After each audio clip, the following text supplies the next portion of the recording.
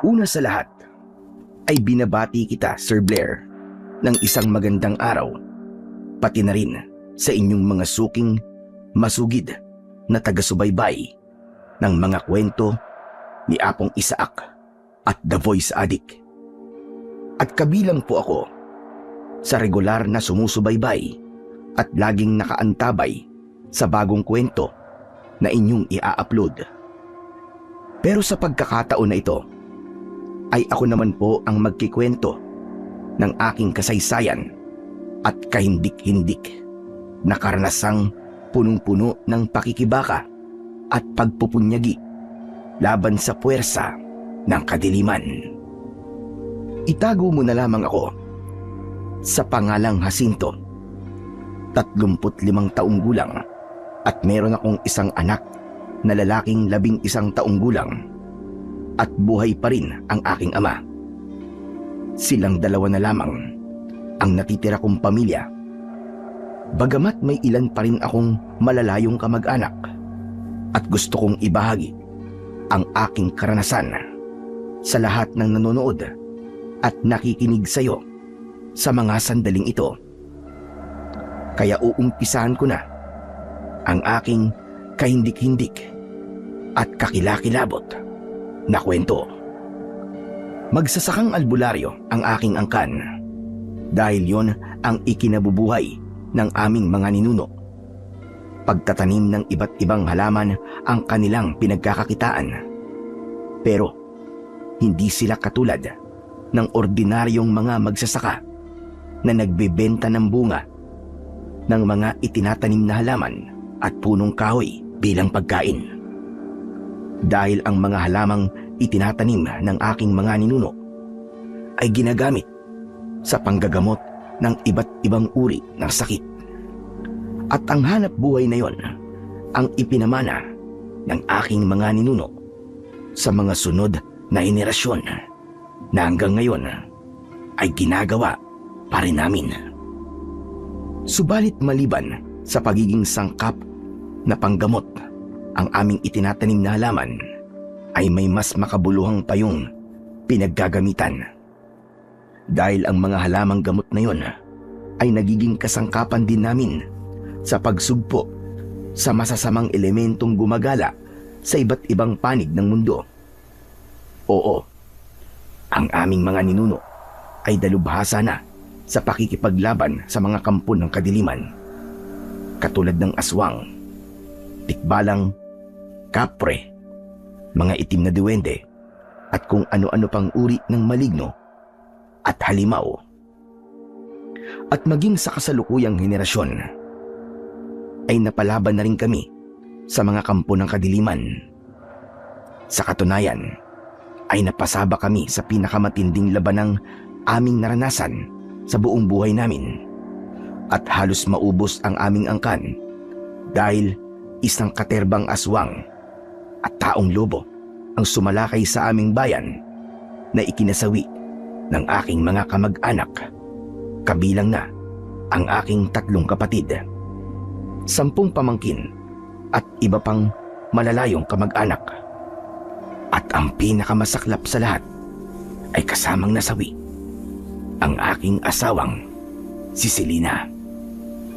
Ganun pa man, sa bandang huli ay kami pa rin ang nagtagumpay at halos naubos naming lahat ang mga kampon ng kadilimang gustong sumakop sa aming lugar, ang bayan ng Santo Cristo. At nangyari yon 3 taon na ang nakararaan. Kaya naman, 3 taon na rin namumuhay ng payapa ang aking mga kanayon hanggang dumating ang panibagong bantang muling susubok sa hangganan ng aming lakas at kakayahan. At sa pagkakataong ito ay mga aswang uli ang aming makakalaban. At sila ay kakaibang uri ng aswang. Sila ang tinatawag na amalanig. Ang mga amalanig ay mga aswang na namatay, subalit sila ay muling nabuhay upang tuparin ang kanilang misyong nabigo na gawin nila nung sila ay nabubuhay. At dahil sa sila ay mga patay na muling nabuhay, ay maaari rin natin silang tawaging mga zombie sa panahon ngayon. Pero hindi kagaya ng isang zombie na utak ng tao ang gustong kainin. Ang mga amalanig ay dugo ng tao ang pangunahing pagkain. Kaya sila ay maihahalin tulad din sa mga vampira.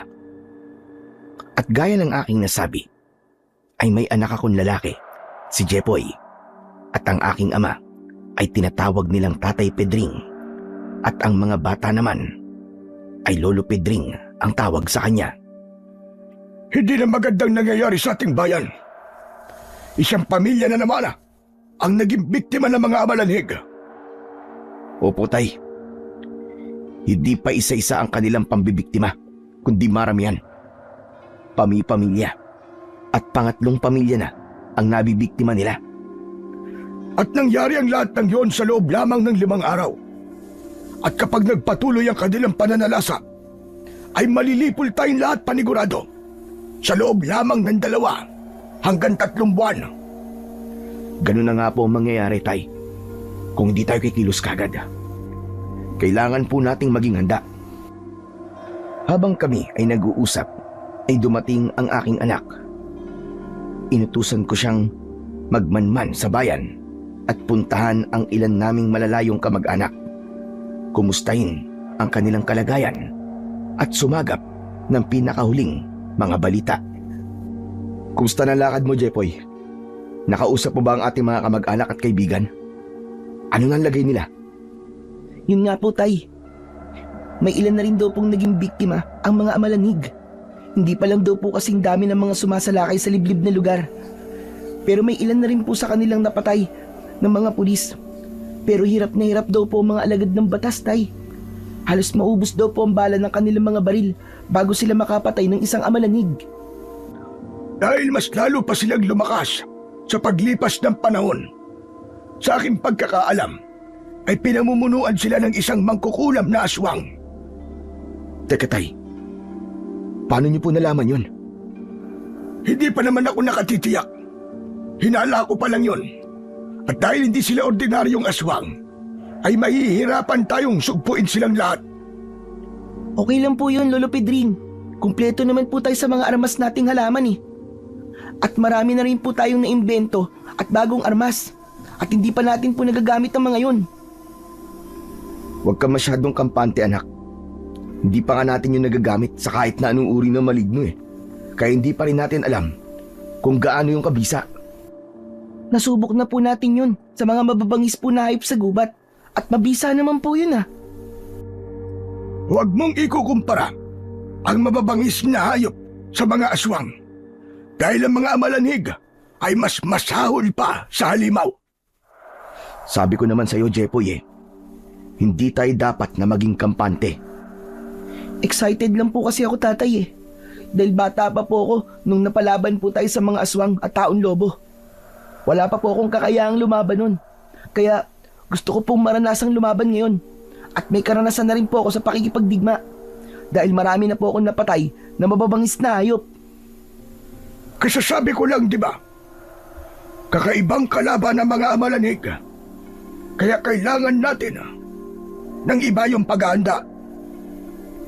Maliban sa aming tatlo, ay may ilan pa akong mga kamag-anak at kaibigang mga magsasakang katulad namin na sa halamang gamot din umaasa para sa ikabubuhay ng kanilang pamilya. Pero hindi lang ang kung paano mabubuhay araw-araw ang aming pinagkakaabalahan dahil pinaghahandaan din namin ang posibleng pagsalakay ng mga kampon ng kadiliman. Kaya naman, gumawa kami ng baril na yari sa kawayan. Meron kaming isang kasamang expert na panday na gumagawa talaga ng baril. Pero nakaisip siya ng paraan kung paano gumawa ng baril na yari sa isang kawayan at ang bala ay bawang. 30 piraso ng baril ang ginawa niya dahil 30 mga kasamahan kong magsasaka rin ang gagamit nun sa oras ng kagipitan. Pero kaming tatlo ni tatay at ng aking anak ay hindi na kailangang gumamit ng baril dahil may itinurong salamangka ang aming mga ninuno. Kaya nakokontrol namin ang mga bawang at ilan pang halamang armas. Marami sana kami. Pero gaya ng nasabi ko, ay naubos na ang aming buong angkan.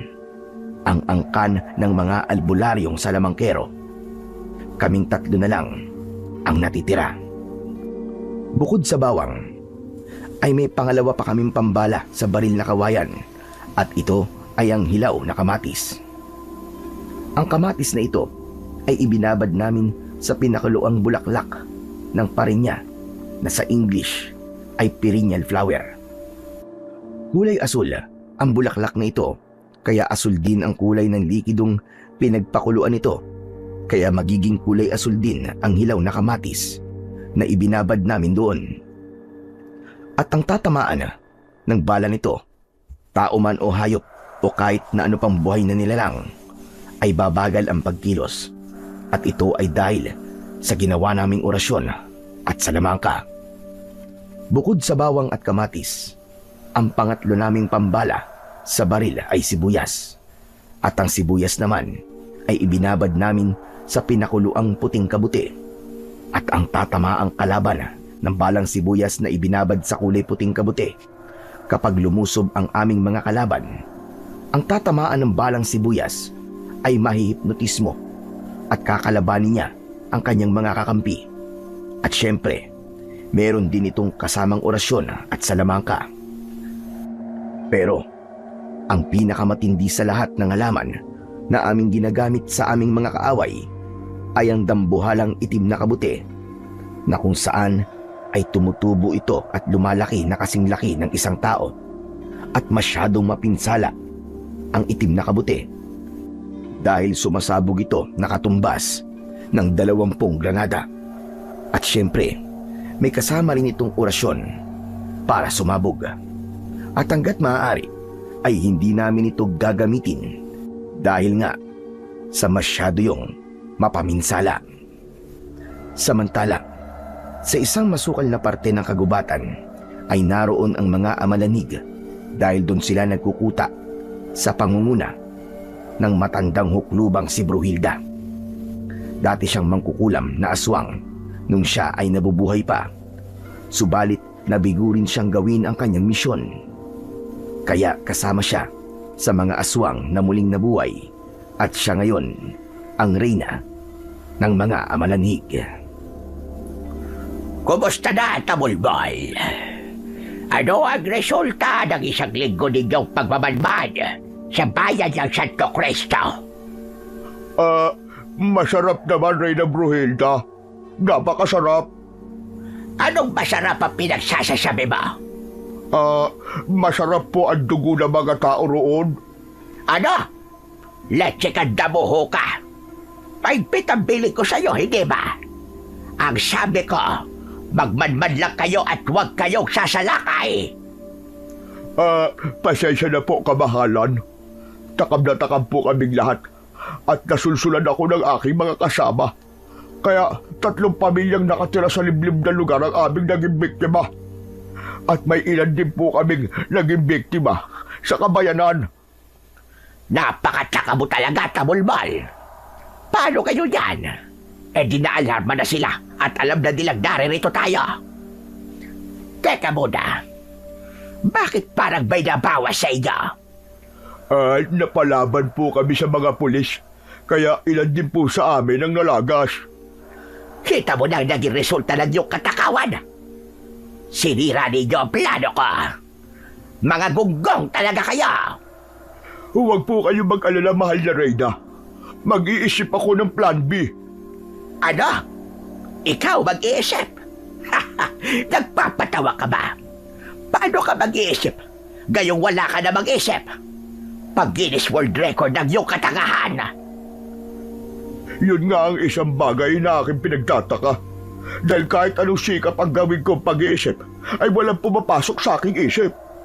Hindi ko po lubos maisip ang silbi ng aking isip dahil kahit anong pilit kong pagsiksik sa aking isip na mga bagay na gusto kong isipin ay hindi maabsorb ng aking isip. Dahil kahit marami akong iniisip ay biglang naglalahong mula sa aking isip. Kaya ang aking naisip na wag talaga ako mag-isip dahil para talaga ako walang isip. Diyos ko po, Rode. Ang dami mong sinabing puro isip, pero wala namang saysay. Kaya manahimik ka na lang. Saka pala, anong mahalagang impormasyon ang iyong nakalap?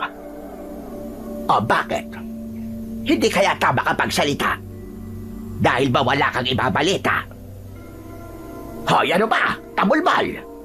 Kinakausap kita kaya sumagot ka. Aba, at mukhang napipi ka na yata. Ano ba nangyari sa'yo? Sumagot ka, tabulbal! Teka muna, bakit ba ayaw magsalita ng damuhong ito? Hoy, nananadya ka ba? Malapit na akong mapikon sa'yo.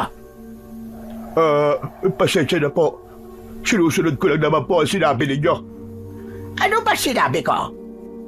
Ang sabi niyo po kasi manahimik na lamang ako. Kaya hindi na ako nagsalita. Ay nako, buwisit ka talaga.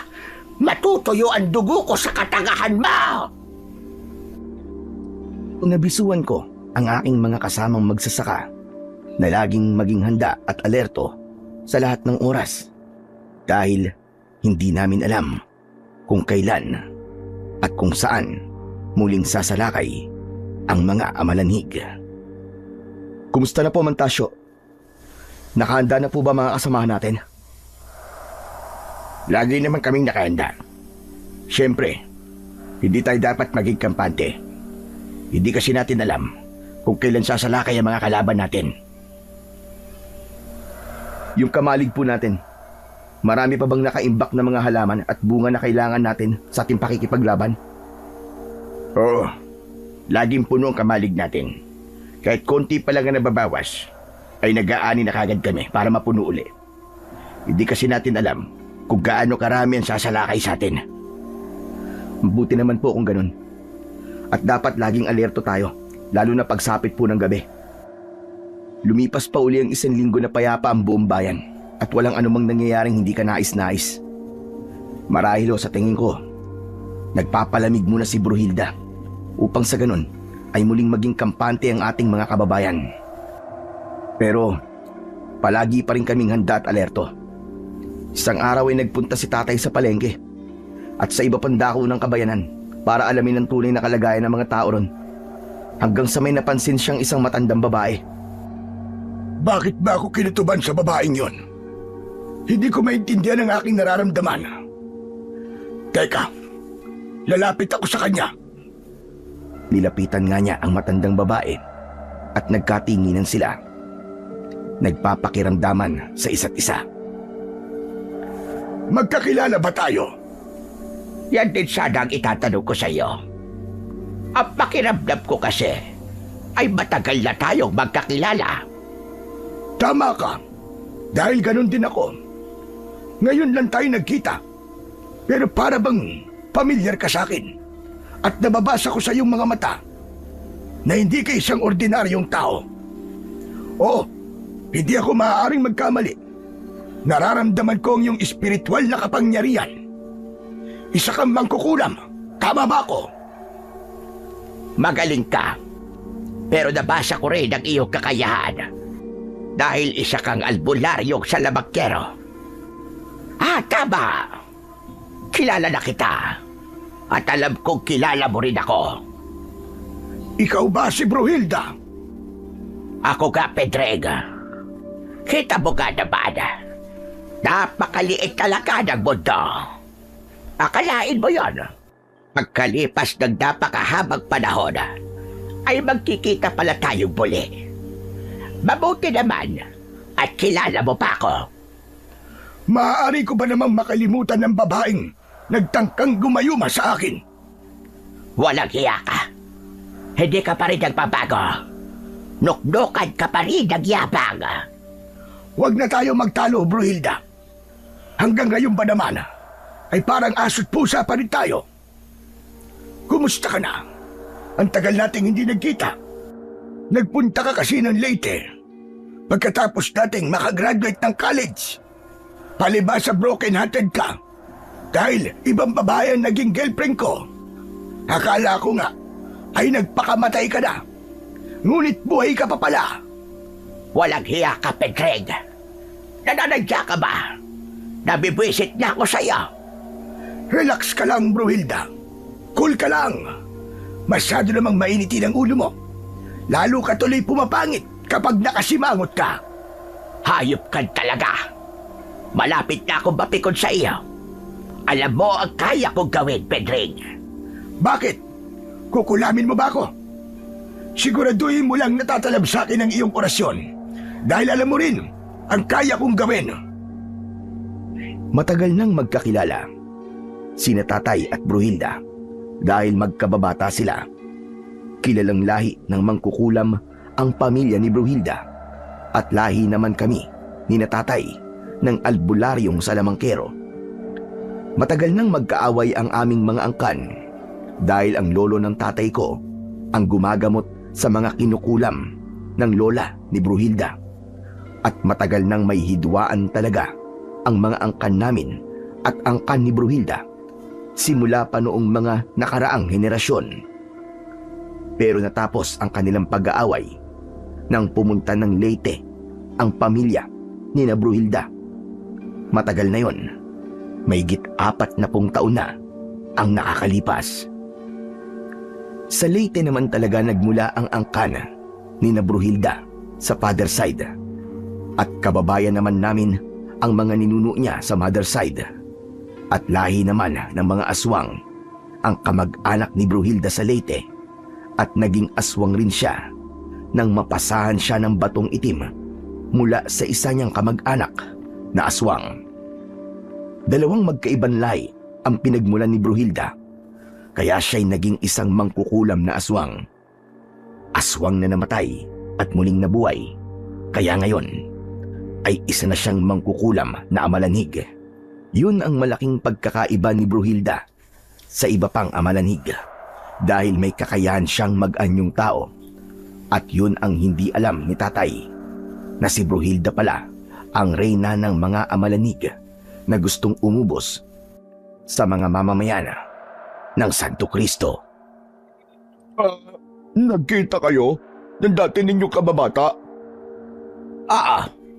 At dati rin kaaway ng aming mga angkan at kanyang mga angkan. Kung ganun, ay magkaaway din pala kayo. Ganun na nga. Kaya sasalakay tayo sa kanila. Kaya abisuhan mo ang aking mga alagad.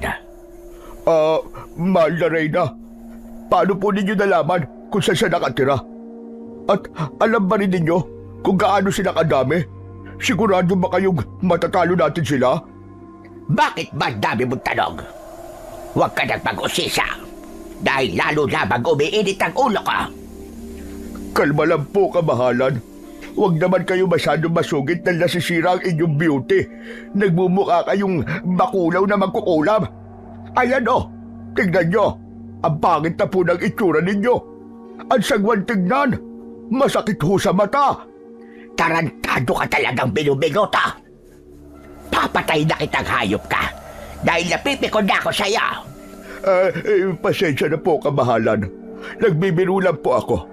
I was only joking para naman matawa kayo. English kapag dabuho ka. Hindi nakakatawa ang biro mo. Kaya tigilan mo na ang katarantaduan mo at sundin mo na lamang ang ipinag-uutos ko. Ihanda mo na kayo din ang aking mga alagad. At sasalakayin natin ang kuta ni Pedreg. Ay, sige po, mahal na Reyna. Masusunod po ang inyong ipinag-uutos. Mahal na Reyna, gaano po ba karaming amalanhig ang inyong isasama? Mahigit 100 po ang ating hukbo. Sasalakay po ba tayong lahat? At bakit ko naman gagawin yun? Hindi mo maaaring isugal ang aking buong hukbo. Tama na siguro ang 30 amalanhig. At siguro yon. Sige po, kamahalan. Aabisuan ko na po sila ngayon din. Samantala, ng mga sandaling yon, ay nakauwi na rin si Tatay at ikinuwento niya sa akin ang pagkikita nila ni Bruhilda, pati na rin ang kanilang nakaraan. Kung ganun, ano pong pakay niya rito, Tay? Bakit po siya nagbalik sa lugar natin? Hindi ko alam. Baka naman po na-miss niya kayo, Tay. Sana po tinanong ninyo kung dalaga pa. Hay nako, ano ba pinagsasasabi mo? Kung noong ng mga bata pa kami, ay hindi ko siya pinatulan. Ngayon pa kayang amoy lupa na siya. Pero Tay, ano nga po kaya ang pakay niya rito? Meron po ba siyang natirang kamag-anak? Wala na siyang babalik ang kamag-anak dito. Umalis na silang lahat. Sa aming pag-uusap ni Tatay, ay dumating na humahangos ang anak kong si Jepoy. O Jepoy, bakit nagmamadali ka? May humahabol ba sa'yo? Opo, Tay. Papunta na po sila rito. Sino sila ang tinutukoy mo? Tay, mga amalanig po, marami po sila. Sa tansya ko po ay lagpas po sila ng 20. Sigurado ka ba, Jepoy Apo? Opo, Lolo. Mga amalanig po sila. Malayo pa naman po sila. Pero papunta po rito ang tinatahak nilang direksyon. Paano nangyari yun?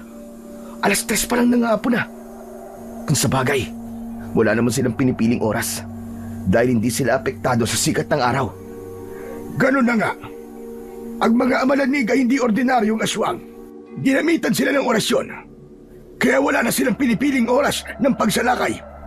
Sige, Jepoy, abisuan mo si Mantasio at ang mga kasama natin. Sabihin mong humanda na sila dahil meron tayong kalaban. Mabilis naman ang naging pagkilos ng mga kasama naming magsasaka at dala na nila ang kanilang mga armas.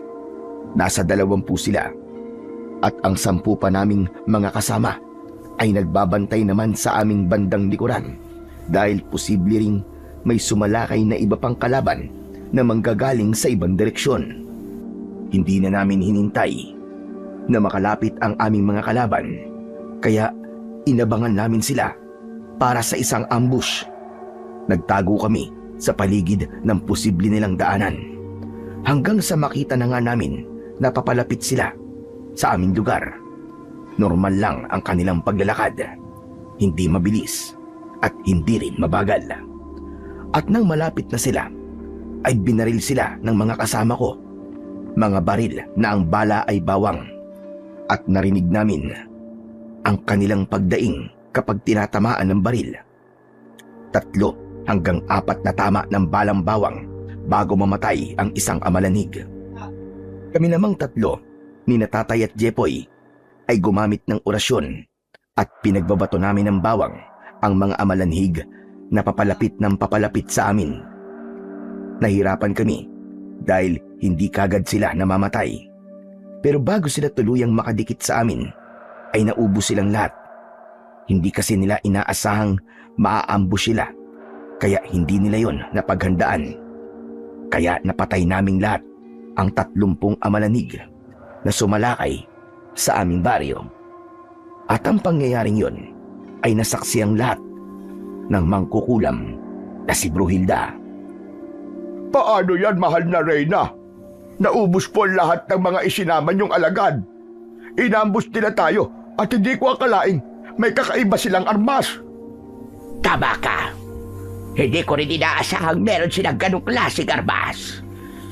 At inambus nga nila tayo. Nagkamali ako ng kalkulasyon dahil minaliit ko ang kanilang kakayahan. Nabigla nga ako, mahal na Reyna. Para lang Plants versus Zombies ang nangyari sa atin. Yung nilalaro ko sa aking computer nung ako'y nabubuhay pa bilang isang ordinaryong aswang. Naglalaro din ako ng iba pang computer game tulad ng Counter-Strike, Red Alert at Warcraft. Buwisit ka! Kaya siguro hindi mo natupad ang iyong misyon dahil puro computer games ang iyong inaatupag. Kayo po ba kamahalan? Naglalaro din ba kayo ng computer game noong dati niyong buhay? Hindi ako ganong mahilig sa computer games. Pero alam ko yung sinasabi mo Plants versus Zombies. At tama ka. Parang ganun nga nangyari sa aking mga alagad kanina. Hindi ko lubos maisip na posible palang mangyari ang ganon. Napakahusay ng ginawa nilang imbensyon. Paano pala yung mahal na Reyna? Ano gagawin natin para matalo natin sila? 50% pa lang ang lakas ng mga amalanhig na isinama natin sa kuta ni na Pedring. Kaya kailangan maging 100% na ang lakas ng aking mga alagad. Sa muli nating pagsalakay. Paano naman po magiging 100% ang lakas ng mga amalanhig? Kailangan maging sapat ang dami ng dugong masisipsip sa mga tao biktima. Kaya sasalakay ulit tayo. Pero hindi sa bayan na Santo Cristo. Naalerto na kasi sila. At kailangan din nating umiwas sa pagkat ni Pedring. Sasalakay tayo sa ibang lugar. At magpapakabusog tayong lahat sa dugo ng marami nating bibiktimahin. Upang sa ganon, ay umabot sa 100% ang lakas ng ating mga alagad. Hindi na sila basta-basta magagapi ng ating mga kalaban. Mahal na Reyna, kailan naman po tayo sasalakay? Pagpaplanuhan muna nating mabuti.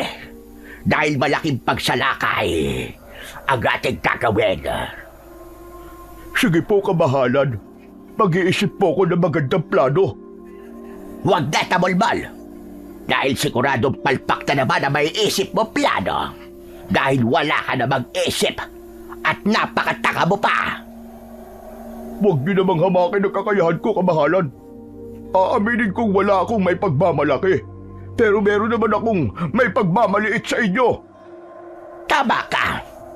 Dahil napakaliit talaga lang yung utak. Pagkatawanan mo na lamang ang iyong pagiging tanga. Hindi dapat dugo at lamang loob ng tao ang kinakain mo, kundi utak, para naman managdagan ng laban ng kokote mo.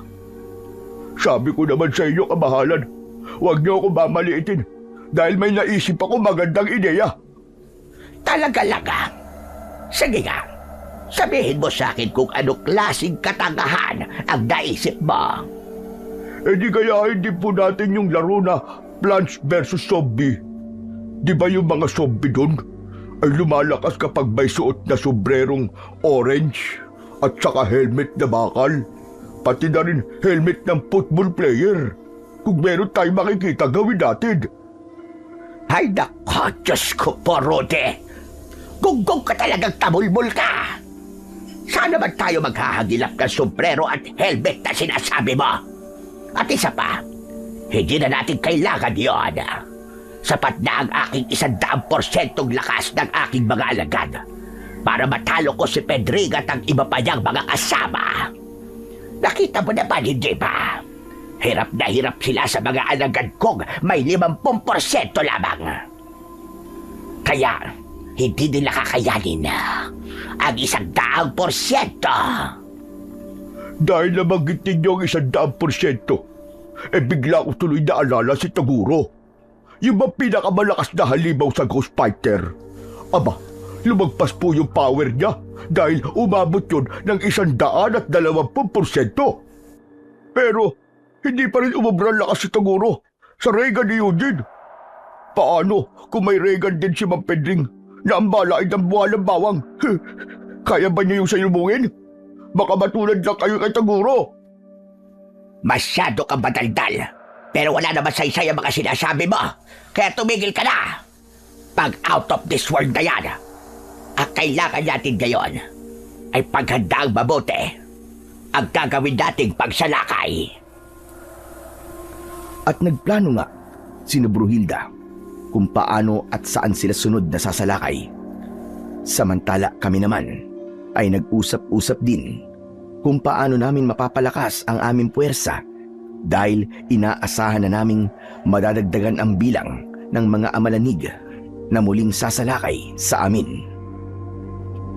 Kailangan nating mag-recruit ng dagdag na tauhan dahil paghahanda ang mabuti ni Bruhilda ang sunod niyang pagsalakay. Hindi lang po tauhan ang kailangan natin, Tay. Kailangan din po natin magdagdag ng armas.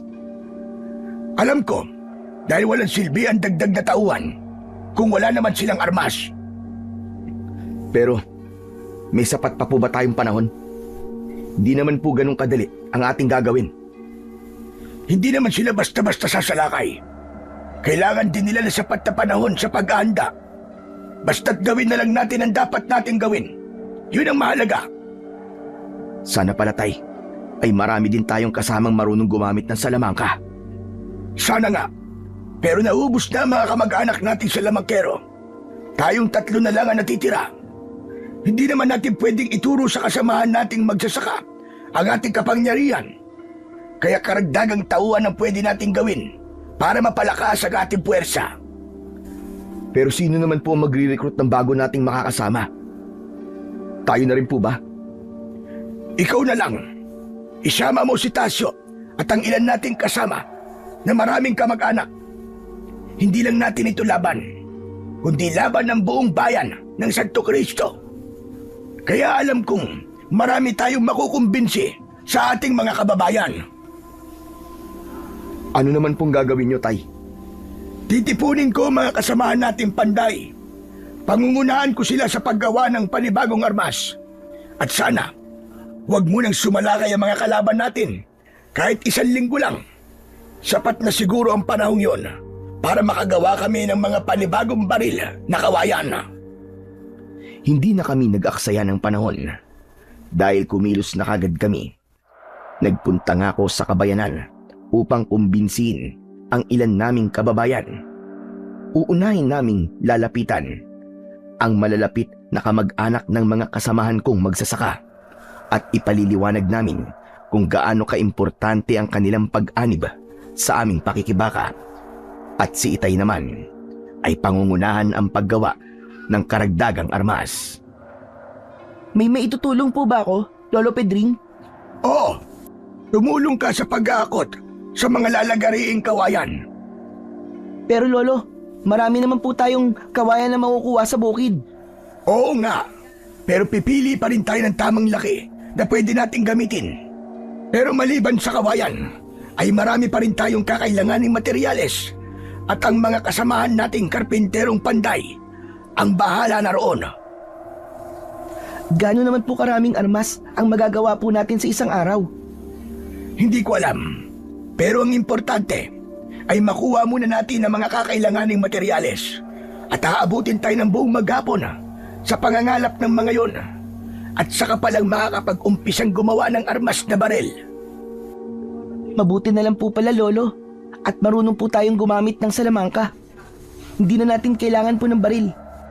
Ay Lo, oo nga pala. Bakit hindi na lang po natin turuan yung mga magsasakang kasama po natin? Hindi naman yun basta-basta pwedeng ituro kahit kanino, Apo. Kailangan din kasing meron silang dugong salamangkero. Kahit nga ikaw, ang tagal din kitang tinuruan kahit meron ka ng angking kakayahan at kapangyarihan. Sa palagay po ba niyo, Lo, ay mananalo tayo laban po sa mga amalanig? Hindi ko alam, Jepoy, Apo. Pero matindi ang susuungin nating laban. Naging saksi ka naman sa nakalipas nating pagharap sa mga kampo ng kadiliman. Halos maubos ang ating lahi. 3 na lang tayong natitira. Sigurado po ba kayo? 3 na lang po tayo ni Natatay, ang natitirang lahi ng mga albularyong salamangkero. Wala na po ba tayong ibang kalahi? Posibleng meron pa tayong ilang mga kamag-anak na napadpad sa iba't ibang lugar. Pero hindi na natin alam kung nasaan na nga ba sila ngayon. Pero meron naman po tayong malalayong kamag-anak dito mismo sa bayan ng Santo Cristo, di po ba? Oo nga, pero hindi sila purong dugon sa lamangkero. Nahaluan na sila ng ibang lahi, kaya hindi sila uubra. May lumapit na kina Lolo Pedring na isa naming kasamahan. Babae siya. Hindi naman lahat ng mga kasama namin ay puro lalaki. Dahil may mga babae ring katulong namin sa pag-aani ng mga halaman at bunga na kailangan namin. Marami sa kanila ay asawa, kapatid at anak ng mga magsasakang mandirigma. Tumutulong din sila sa iba't iba pang gawain. Lolo Pedring, ano po bang may tutulong namin? Pwede kayong maging katulong at alalay ng mga karpinterong panday na gagawa ng mga armas. Sige po, sabihan niyo na lang po kami kung kailan niyo po kami kailangan. Siya nga pala, kailangan din namin ng karagdagang resistensya Dahil hahataw kami sa aming gagawin. Kaya magluto kayo ng masarap at masusustansyang pagkain. Siya nga naman po ate, damihan niyo po ang lulutuin niyo ha. Dahil panigurado pong magugutom kami ng gusto sa puspusang trabaho. Kaya dapat lang po na mabusog din kami ng gusto. At lalo niyo pa pong sarapan ng pagluluto niyo ha. Oo naman, Jepoy. Alam ko namang matakaw ka eh. Kaya titiyakin kong hindi ka mabibitin sa ihahanda naming pagkain. At isa pa, regular na namin yung ginagawa. Kaya hindi niyo na kailangan sabihin pa. Marami talagang paghahanda ang dapat naming gawin. At ganun din si Bruhilda. At magkapareho pala kami ng pinaplano dahil gusto rin niyang mag-recruit ng karagdagang alagad. Kulang pa raw kasi ang kanilang bilang. Kailangan makatiyak tayo sa ating tagumpay. May iba pang mga amalanhig sa iba't ibang dako ng Pilipinas. Kaya titipunin ko sila at isasama ko sa hugpo natin. Paano naman po ninyo gagawin yun, mahal na Reyna? Simple lang. Kakausapin ko sila sa pamamagitan ng aking bola kristal. At papupuntahin ko sila rito. Pero kamahalan, paano sila makakarating dito? Paano kung nasa malayong lugar sila? Malamang naaabutin sila ng 10-10. Anong 10-10 pinagsasasabi mo galunggong ka? Ang 10-10 ay mas matagal pa sa siyam-siyam. Yun ang ibig ko sabihin. Masyadong matagal bago po sila makarating dito. Ugas ka talaga, tabulbul ka. Huwag mo na mag-araw-arawin ang paggamit mo ng iyong katangahan. Common sense na lang. Siyempre, uunahin natin yung manalapit. At kung umabot na tayo sa aking target na bilang, ay hindi ko na isasama yung mga nasa malayong lugar. At ganun nga ang ginawa ni Bruhilda. Kinausap niya ang iba pang mga amalanhig sa pamamagitan ng kanyang bolang kristal. Nasa iba't ibang karatig na probinsya ang kanyang mga kinausap. Meron ding mga amalanhig na marunong magmaneho, kaya bumibiktima na lang ng bawat grupo ng mga nakasakay sa mga pampasaherong jeep at kasama na ang driver sa kanilang biktima. Kaya sasakyan nila yun papunta kina Bruhilda, ang jeep na pag-aari ng biktima nilang driver. Ilang grupo sa iba't ibang probinsya ang ganun ang ginawa. Kaya sa loob ng 1 linggo ay marami ang nadagdag na amalanhig sa grupo ni Bruhilda. Kaya umabot sa mahigit na 200 ang bilang nilang lahat. Kaya siguradong napakahigpit ng susuungin naming laban. Ang dami na natin, mahal na Reyna. Kaya siguradong panalo na tayo. Tama ka, tabulbol. Kailangan makatiyak tayo. Hindi rin natin kasi alam ang tunay na lakas at kakayahan ng grupo ni Pedrig. Malay ba natin kung 50% rin ang ginamit nilang lakas at kapangyarihan laban sa atin? Ano po sunod natin gagawin, kamahalan? Saan po tayo sasalakay? May 2 bayan sa pagitan ng Santo Cristo. Ang bayan ng San Simon at Santa Barbara. Sasalakayin natin ang 2 bayang yon. Kailan naman po tayo sasalakay? Sa lalong madaling panahon, tabulbol. Malaki ang naging bunga ng 1 linggong paghahanda ni Bruhilda, pero hindi naman kami magpapahuli dahil marami rin kaming nagawa sa panahong yon. Mahigit na 50 tao rin bilang mga lalaki at ilang mga babae ang aming na-recruit, pero nasa 30 lang ang bilang ng nagawa naming armas na baril. Kaya ang mga natitira pang walang armas ay gumawa na lang ng armas na kawayang matutulis ang dulo na magsisilbing parang sibat. At ang dulo ng kawayang matulis ay ibinabad namin sa katas ng pinakuloang bawang upang maging mabisang armas din yon. At maging ang iba pa naming kasamaang babae at iba pang lalaki ay pinahawak na rin namin ng ganong armas.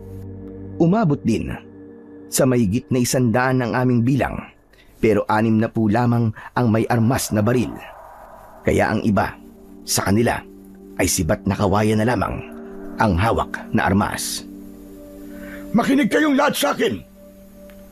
Ang labang ating susuungin ay hindi lang para sa atin at sa buong bayan ng Santo Cristo, kundi para na rin sa mga susunod pang henerasyon. Sa ating mga kamay na kasalalay ang kanilang magiging kapalaran.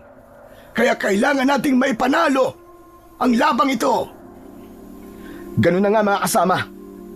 Ang ating tagumpay ay tagumpay din ng mga susunod na henerasyon. Kaya mga kasama, huwag nating hayaang mabigo tayo. Kailangan ng lahat sa atin ay nakahandang itaya ang ating mga buhay.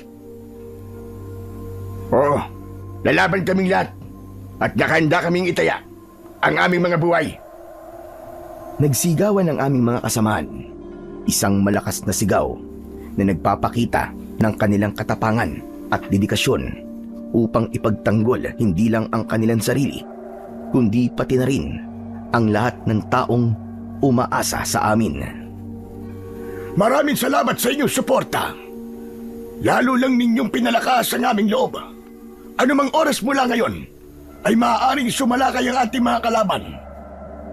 Kaya dapat na maging alerto tayong lahat. At ganun nga ang ginawa namin ng gabing yon. 30 katao ang nagbantay sa iba't ibang lugar na pwedeng daanan ng mga amalanig.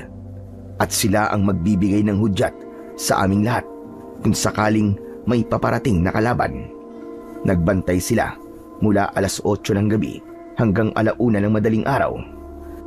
May karelyebo rin silang 30 katao na magbabantay naman mula 1:00 hanggang alas 6 ng umaga. At wala namang sumalakay na amalanig sa buong magdamag na yon. Ganun pa man, ay isang malagim na balita ang gumulantang sa aming lahat. Dahil ng gabing yon ay sumalakay ang buong hukbo ni Bruhilda sa bayan ng San Simon dahil yun naman talaga ang kanilang plano. Umabot sa mahigit na 200 ang kanilang mga biktima. May mga bata at matatanda, babae at lalaki.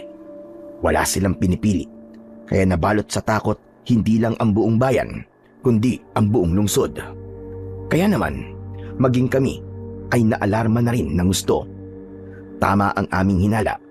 Marami na ang bilang nila, kaya matindi talaga ang haharapin naming digmaan laban sa kampon ng kadiliman. Hindi na maganda to, Tay. Sa palagay po ba ninyo, ay kakayanin po natin silang talunin? Minsan na natin silang nagapi. Kaya naniniwala akong magagawa ulit natin yon. Pero Tay, 30 amalandig lang ang sumalakay sa atin. At kahit paano, ay nahirapan pa rin tayo. Pero isang katerba na po sila ngayon. Ayon po sa balita, ay humigit kumulang sa 200 ang bilang nila. Halos doble na po ang dami natin, Tay. Pero tagilid pa rin ang laban natin sa kanila. Ganun nga. Pero wala naman tayong ibang magagawa kundi ang lumaban sa abot ng ating makakaya. Alam ko rin na marami sa ating mga kasama ay natatakot na at pinanghihinaan na ng loob. Pero hindi natin dapat na hayaang maghari sa atin ang takot. Kailangan pa rin nating maging matapang sa kabila ng hinaharap nating panganib. Minsan pa ay pinulong namin ni Tatay ang aming mga kasama para palakasin ang loob nila. Hindi namin dapat hayaang bumaba ang tiwala nila sa kanilang mga sarili. Mga kasama, alam kong marami na sa inyo ang natatakot at pinanghihinaan na ng loob. Pero hindi dapat kayo matakot. Magpakatatag kayo at magpakatapang. Gagawin pa rin natin ang ating pinaplano. Sisikapin nating matupad ang ating misyon. Ang ipagtanggol ang ating sarili at ang buong bayan ng Santo Cristo. Oo nga mga kasama, huwag nating hayaang mangyari rin sa atin ang nangyari sa bayan ng San Simon. Nakalulungkot isiping marami sa kanilang namatay. Kaya kung sakaling mamamatay din tayo, ay mamamatay tayo ng lumalaban. Kaya hindi tayo dapat panghinaan ng loob. Lalaban tayo hanggang kamatayan. At hindi lang tayo dapat magtiwala sa ating mga sarili. Una sa lahat, magtiwala tayo sa Panginoong Diyos. Kaya manalangin din tayong lahat dahil ang Panginoong Diyos lang naman talaga ang makakapagligtas sa atin.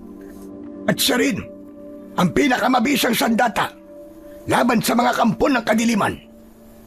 Hindi tayo hahayaan ng Panginoong Diyos. Magtatagumpay tayo laban sa kasamaan. Oo, nasa panig tayo ng liwanag. Kaya pupuksain natin ang kampon ng mga kadiliman. Kahit anong klaseng halimaw pa sila. Marami pa ring ilang matatapang at hindi natitinag ang nagpahayag ng kanilang saloobin. At dahil doon ay napalakas namin ang loob ng mga natatakot naming kasamaan at nagkaisa kami sa aming layunin. Ang itaya ang aming mga buhay upang maipagtanggol ang aming sarili at ang lahat ng aming kababayang umaasa sa amin. Samantala, sa panig naman ni Bruhilda ay tuwang-tuwa ang mga amalanhig dahil nagpakabusog sila ng gusto at nadagdagan ang dati nilang lakas. Kamahalan, ano na po gagawin natin? Sasalakay na po ba tayo sa bahay ng Santo Cristo? Huwag mo na. Dahil nasa 80% pa lamang ang lakas ng aking mga alagad. Kailangan umabot sila ng 100%. At gaya ng sinabi ko, ay muli tayong sasalakay, pero hindi sa San Simon. Dahil naalarma na sila at magiging alerto. Ang bayan naman ng Santa Barbara, ang ating sasalakayin. Pero malamang na naalarma na rin ang bayan ng Santa Barbara, pati na rin ang iba pang mga nayon, dahil inaasahan na nila ang sunod nating pagsalakay. At malamang, meron na ring presensya ng mga sundalo at pulis sa kanilang lugar. Hindi tayo dapat matakot. Kailangan natin sumalakay muli para maabot natin ang 100% antas. Siguradong may malalagas sa bilang natin kapag mga sundalo at pulis na ang ating sasagupain. Hindi naman basta-basta nalang mamamatay ang mga amalanhig sa bala ng kanilang baril. Mauunang maubos sa kanilang mga bala bago nila tayo mapuksa. Kung sa bagay, mas matinding kalaban si Mang Pedring dahil bawang ang bala ng kanilang baril. Hindi na rin basta-basta maapektuhan ng bawang ang aking mga alagad. Kapag umabot na sa 100% ang kanilang lakas. Paano pala tayo sasalakay sa Santa Barbara? Katulad din pa ng pagsalakay natin sa San Simon? Naalarma na nga sila. Kaya palihim ang gagawin nating pagsalakay, Tamulbol. Paano natin yung gagawin, kamahalan? Malamang na binabantayan na nila tayo sa lahat ng mga posible nating daanan papunta sa bayan ng Santa Barbara. Sa loob ng imburnal tayo dadaan para walang makakakita sa atin. Mga malalaking drainage ang gagawin nating lagusan at sa mga manhole tayo lalabas. Aba, magandang ideya yan. Ang galing mo talaga, kamahalan. Hindi ko naisip yun Paano mo maiisip? Ngayon wala ka namang isip. Saksakan ka kasi ng bobo. Tatalino rin ako kapag 100% na ang aking lakas at kapangyarihan. Tandaan niyo yan, kamahalan. Oo. Lakas at kapangyarihan lang ang madadagdag sa'yo. Dahil hindi naman lalaki ang iyong kakapiranggot na utak. Huwag ka nang umasa, Tamulbol, dahil habang buhay ka nang magiging taka at bobo. Wala nang gamot dyan. At ganun nga ang kanilang ginawa. Alauna ng madaling araw, sumalakay sila at sa loob ng imburnal sila dumaan. Sa iba't ibang manhole sila lumabas, kaya walang gaanong nakapansin sa kanila. Kaya kahit alerto ang mga mamamayan ng Santa Barbara, ay nagulat pa rin sila. Bantay sarado ng mga pulis at sundalo ang buong paligid ng bayan, lalong-lalo na sa mga entrance. Pero hindi naman doon dumaan ang mga amalanhig. Kaya naman, puro mga sigaw at palahaw ng mga biktima ang umalingaw-ngaw sa buong bayan. Nagawa namang lumaban ng mga pulis at sundalo, pero hindi ganun kabisa ang mga bala ng baril nila, kaya marami ring military ang naging biktima. Ganun pa man, ay kulang-kulang na 20 amalanhig pa rin ang nalagas sa mga alagad ni Bruhilda. Mabilis din silang tumakas pagkatapos nilang mambiktima, kaya wala na silang lahat nang dumating ang isang batalyon ng mga sundalo bilang reinforcement. 4:00 pa lang ng madaling araw ay nakarating din kagad sa amin ang masamang balita. Ito na nga ba ang sinasabi ko? Sa ibang bayan sila sumalakay. Tay, mukhang umiiwas na sila sa atin. Hindi sila umiiwas sa atin. Nag-iipon lang sila ng sapat na lakas at saka sila sasalakay sa atin. At dahil 2 bayan ang kanilang sinalakay, kaya higit na silang mas malakas pa kesa sa dati. Nadoble na ang kanilang lakas at kapangyarihan. At malamang, tayo na ang sunod nilang sasalakayin. Tagilid ang laban natin dahil bukod sa marami na sila, ay nadoble pa ang kanilang lakas. Magagawa pa po ba natin silang puksain? Mahirap at matinding laban to, Tay. Bago tayo ang maunang maubos. Bakit, Jacinto? Naduduwag ka na ba? Sabihin mo nga. Hindi naman po sa ganun, Tay. Sinasabi ko lang po ang ating tagilid na sitwasyon. Hindi na mahalaga kung gaano kalaki o kaliit ang ating tsansang manalo sa kanila. Ang mahalaga ay lalaban tayo hanggat sa abot ng ating makakaya. Siguradong tayo na ang susunod nilang sasalakayin. Kaya maganda, kailangang ihanda natin ang ating mga sarili. May problema tayo dahil karamihan ng mga kasama natin ay puyat at wala pang tulog. Hindi naman kagad sasalakay ang ating mga kalaban. Kaya't pwede pa tayong matulog at magpalakas. Ganun na nga ang ginawa namin. Natulog na muna ang mga kasama naming napuyat at napagod sa pagbabantay dahil kailangan naming mag-ipon ng lakas. Kaya tanghalian nang sila ay magising. At pagkatapos naming kumain, ay pinag-isipan naming mabuti kung ano ang dapat naming gawin.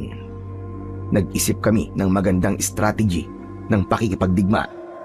Kahit naman sa ang digmaan ang bawat general ng magkabilang panig ay may kanya-kanyang style ng pakikipaglaban kung ano ba ang pinakamainam na paraan ng pakikipaglaban.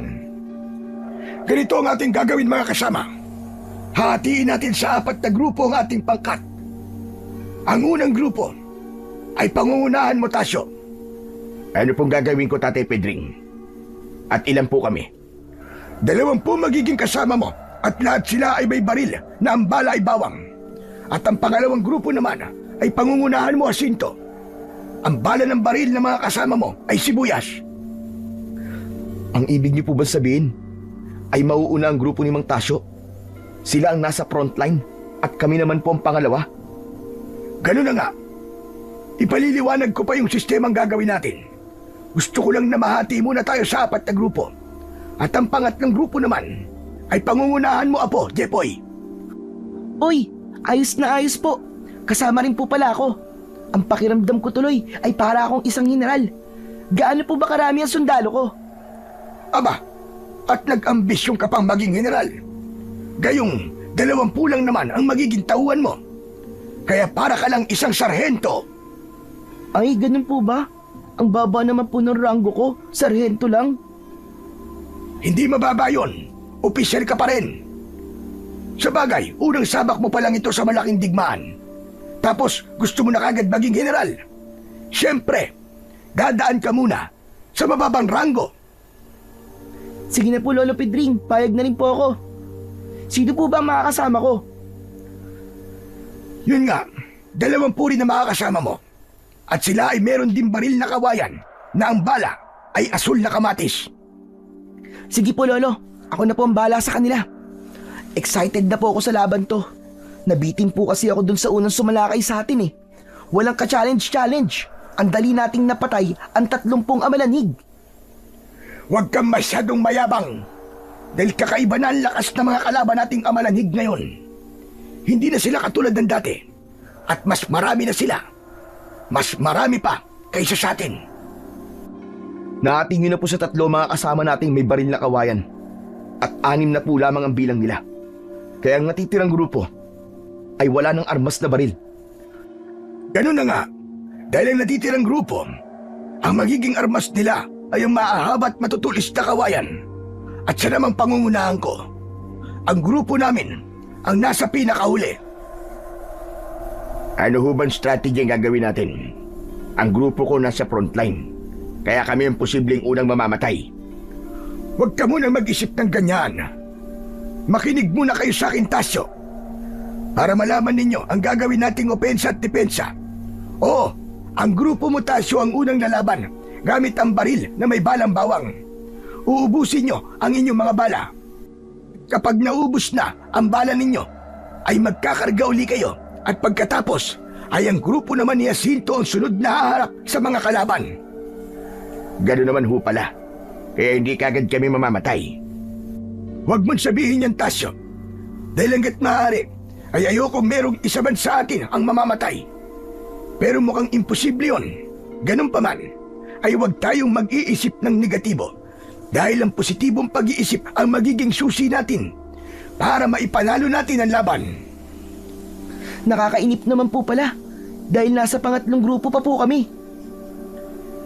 Pwede ba? Huwag ka masyadong atat dahil mapapasaba ka rin. Hintayin mo na lang ang iyong pagkakataon, Apo. Nagustuhan ko ang sistema ni tatay dahil maganda ang naisip niyang estratehiya ng pakikipaglaban. Samantala, ang grupo ni Bruhilda ay nakahanda na rin.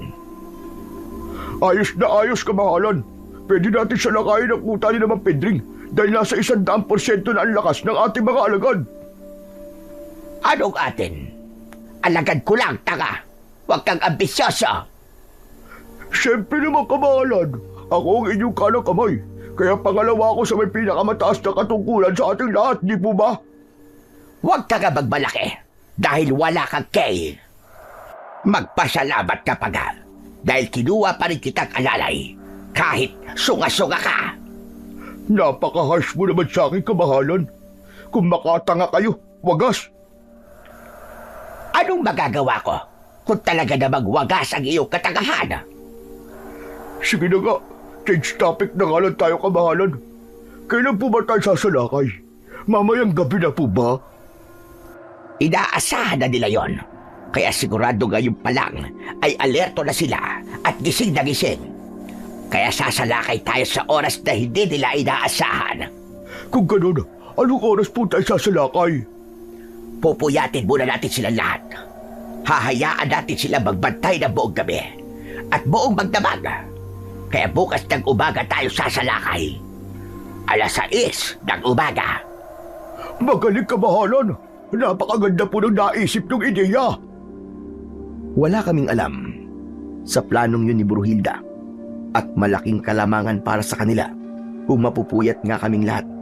Sa kabilang banda ay may konting pabor naman sa amin kung umaga sila sasalakay dahil maliwanag na ang paligid. Pero may isang bagay kaming hindi inaasahan. 6:00 ng hapon ay may dumating na bisita. Isang babae, nakapantalon ng maong at naka-long sleeve. May suot na sombrero at sunglass, kaya hindi namin siya makilala. Teka, sino ka at saan ka galing? Galing ako ng Santa Barbara. Ano ka mo, Santa Barbara? Sinala kayo kanina madaling araw ng mga amalanhig, hindi ba? Ganun na nga po. Itay, Ano ka mo? Tinawag mo kong Itay. Teka, parang pamilyar ang iyong boses. Oo, pamilyar nga ang boses mo. Sino ka bang talaga? Pwede bang tanggalin mo ang suot mong sombrero at salamin? Tinanggal nga ni Selena ang suot niyang sombrero at salamin. At tama nga ang aking hinala. Kilala ko siya. At hindi lang basta kilala, kundi kilalang kilala. Selena? Ikaw nga ba yan? Oo, Jacinto. Ako nga ito. Hindi ako makapaniwala sa aking nakita. Paano nangyari yon? 3 taon nang patay si Selena. Paano siya muling nabuhay? Bagamat nagtataka, ay hindi na ako nagdalawang isip pa. Niyakap ko siya ng maigpit. Diyos ko, hindi ko alam kung anong himala ang nangyaring to. Pero hindi na importante yun. Ang mahalaga ay narito ka muli at bumalik sa aking piling. Mahal na mahal kita, Selena. Mahal na mahal din kita, Jacinto.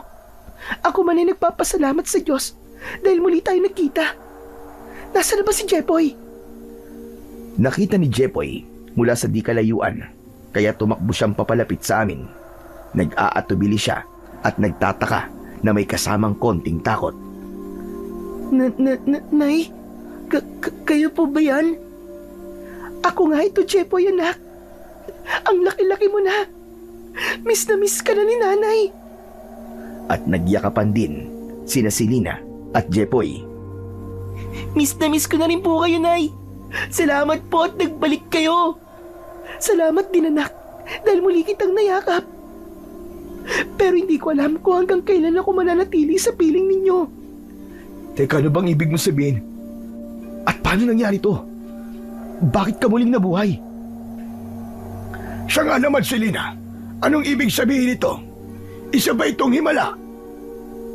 Patawarin niyo po ako kung naglihim ako sa inyong lahat. Dahil ang totoo ay isa po akong amalanig. Ano? Isa kang amalanig? Hindi totoo to. Wala naman sa itsura mo. Ganyan na ganyan ang itsura mo nun, di ba? Walang nagbago sa'yo. Matagal na kitang gustong puntahan nang muli ako nabuhay. Pero hindi mo ako makikilala dahil parang naaagdas pa rin ang itsura ko. Pero pagkatapos namin salakayin ng San Simon at Santa Barbara, ay naging 100% ang aking lakas at kapangyarihan. At yun ang dahilan kung bakit may kakayahan ako maganyang tao. Kung ganon, ay kasama ka sa hukbo ni Bruhilda. Ganun na nga po, Itay. Pero ayoko po talagang gawin yun. Dahil ayoko rin pumatay ng tao. Pero napilitan akong gawin yun sa kagustuhang makabalik ako. At makita ko kayong muli. At huwag kayong madakot sa akin. Dahil hindi niyo ako kalaban. Hindi na po mahalaga, Nay, kung isa na po kayong amalanig. Basta't ang mahalaga po ay kasama na pa uli namin kayo. Kung isa ka nga amalanig, nangangahulugan lamang na isa kang dating aswang. Paano mo yun nailihim sa amin sa mahabang panahon? Ayoko na magpaliwanag dahil hindi na yun mahalaga. Naparito ako para sabihin ang pinaplano ni Bruhilda. Hindi sila sasalakay mamayang gabi, kundi bukas ng umaga. Hahayaan nilang mapuyat kayo at mapagod sa paghihintay bago sila sumalakay. Sa kabila ng mga sinabi ni Selena, ay hindi pa rin kami lubusang nagtiwala sa kanya. Isang mangkukulam si Bruhilda, kaya posibleng isa sa kanyang mga alagad ang aming nakausap at nagpapanggap lamang siya na aking asawa. Kaya posible rin siya ay isang espiya. Kaya pagsapit ng 9:00 ay natulog na kami. Pero may 20 kaming kasamaan na nagbabantay sa buong paligid mula 9:00 ng gabi hanggang 12:00 ng hating gabi. At pagkatapos ay may 20 ring karelyebo na magbabantay naman mula 12:00 ng gabi hanggang 3:00 ng madaling araw. At ang pangatlong grupo ay magbabantay naman mula 3:00 ng umaga hanggang mag-6:00 ng umaga. At totoo nga ang sinabi ni Selena, hindi sila sumalakay buong magdamag. Kaya nagpasalamat kami dahil wala ni isa man sa amin ang napuyat. At 5:00 ng umaga ay kumain na kami ng almusal dahil ayaw naming lumaban ng gutom. At pagsapit ng 6:00 ay busog na kaming lahat maliban sa huling nagbantay na nag-uumpisa pa lang kumain. Marahil sa mga sandaling ito ay umalis na sa kanilang kinaroroonan ang grupo ni Bruhilda upang pumunta rito at sumalakay. Gaano ba sila karami? Sa tansya ko ay umigit kumulang sa 200. May ilan ding nalagas sa bilang namin nang salakayin namin ng Santa Barbara. Meron ba silang estratehiya kung paano sila sasalakay? Sabay-sabay ba sila lulusob sa atin? Hindi ba nila hahatiin ang kanilang grupo? Hindi ko po alam. Kaya maganda na lang tayo. Ilang minuto pa ang lumipas at ilan sa aming mga kasamaan na nag-aabang sa bungad ng posibleng dadaanan ng mga kalaban ang humahangos na lumapit sa amin at nagsabing paparating na nga ang kalaban. Sasalakayin na kami ng mga amalanhig. Gawin natin kung ano ang planong ating napag-usapan. Sige na, Tasyo, pangunahan mo na ang iyong grupo dahil kayo ang unang sasagupa sa ating mga kalaban. Sige po, Tatay Pedring. Pwepwesto na po kami sa unahan. Samantala ay sandaling huminto sina Bruhilda sa kanilang paglalakad. Kamahalan, bakit po tayo huminto? Hindi tayo dapat maging kampante. Baka kasi ambusin na naman nila tayo. Hindi tayo sasalakay na sabay-sabay. Pauunahin ko muna ang 30 sa aking mga alagad. Dala ko naman ang aking bolang kristal. Kaya panonoorin ko kung paano sasagupain ni na Pedring ang unang grupong sasalakay sa atin. At ganun nga ang ginawa ni Bruhilda. 30 amalanhig muna ang kanyang pinasalakay sa aming grupo. At sinagupa ngayon ng grupo ni Natasio. At dahil nasa 100% ang kanilang lakas at kapangyarihan, ay hindi nila gaanong iniinda ang mga tama ng mga balang bawang sa kanilang katawan. Hindi kagad sila namamatay kahit maraming bala na ang tumama sa kanila. Naubos na ang mga balang bawang ng grupo ni Tasio, pero 10 amalanhig lang ang kanilang napatay. Nakita mo ba yun, Tabulbol? Hirap na hirap silang patayin ang aking mga alagad. Naubos na ang bala nila, pero 10 lang sa aking mga alagad ang nalagas. Siya nga po, kamahalan. Nangangamote silang lahat. Kaya sigurado na ang ating tagumpay ngayon. Ibang klase ka talaga, Tabulbol. Kahit sa pagtawa, ay boses tanga ka pa rin. Ano ba yan? Pati ba naman ang pagtawa ko pinupunan niyo rin? Ang cute ko ng tumawa eh. Ay, naka. Ako ba na natatawa rin sa iyong pagtawa?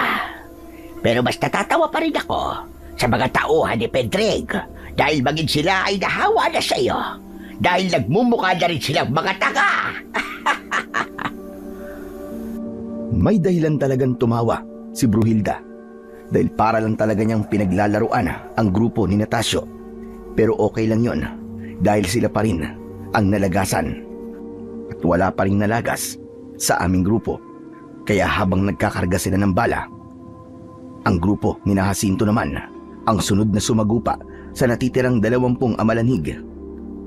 Pinaulanan din nila ng balang sibuyas ang mga kalaban, pero hindi rin kagad umiepekto sa kanila ang mga ito. Naubos din ang kanilang mga bala, pero naapektuhan silang lahat. At para bang na-hypnotize, kaya sila rin ang nag-away-away hanggang sa mamatay silang lahat. Naubos ang unang 30 amalanhig na sumalakay sa amin at ikinagulat naman yon ni Bruhilda. Paano nangyari yon? Bakit sila nag-away? Naglabo-labo na ang aking mga alagad. Hindi maaari ito. Hindi na bawang ang balang gamit nila, kundi sibuyas. Ganun na nga. Pero bakit ganun na naging epekto sa mga tauhan ko? Bakit nila kinalaban ang isa't isa? Mga gunggong! Marahil ay may halong orasyon ang mga balang yun at yun ang naging epekto sa ating mga alagad. Alam ko na. May halong orasyon ng hipnotismo ang sibuyas na yon. Kaya kailangan makontra ko yon. Samantala ay tuwang-tuwa kami dahil naubos namin ang 30 amalanhig na unang sumalakay sa amin. Magaling! Magaling ang ginawa ninyo, mga kasama! Napatay niyo lahat ang unang grupo ng mga amalanhig. Pero marami rin po naubos natin bala, tay. 200 bawang po at 200 sibuyas. Pero 30 amalanhig lang ang ating napatay. Siya nga naman po, Tatay Pedring. Paano ho? Kung maubos na ho ang ating mga bala? Kaya nga po, tay. Sa tansya ko ay 1 beses pa uli kami pwedeng magkarga ng bala. At wala na sa pangatlo. Oo, maaaring maubos na ang ating sibuyas. Pero marami pa tayong bawang na nakastak sa ating kabalig. Ngayon pa lang ay kukunin na ng aming grupo ang mga natitira nating bala. At ang isa pa, hindi pa natin nagagamit ang mga kamatis dasol. Kaya hindi tayo kagad mauubusan ng bala. Kaya naman po, tay, hindi pa po napapasabak ang grupo namin. Kaya kami naman po ang sasagupa sa sunod na grupo ng mga kalaban. Sige, humanda na kayo habang nagkakarga ng bala ang grupo ni Natasio at Jacinto. Lumipas pa ang 5 minuto at natapos ang pagkakarga ng panibagong bala sa grupo ni Mang Tasio, pero hindi pa rin umaatake ang iba pang amalanhig. Kaya naman, nagtaka kami. Kaya pala hindi sila kagad sumasalakay ay nag-orasyon din si Bruhilda at gumamit siya ng ritual para makontra ang aming orasyon. Tapos na ginawa kong orasyon at ritual, kaya hindi natatalab sa kanila ang orasyon ng hipnotismo. At sigurado po ba kayo, kamahalan? Kapag na-hypnotize muli ang ating mga tauhan, ay sila magpapatayan at mauubos tayo lahat. Alam ko yon. Kaya nga kailangan ko yung kontrahin. Kaya hindi natatalab sa kanila ang kapangyarihan ng orasyon ng hipnotismo. Paano po kayo nakatitiyak? Ganong hindi pa po natin nasusubukan. Kung sa bagay, ayoko magbakasakali kaya hindi ko uubusin na natitira kong alagad.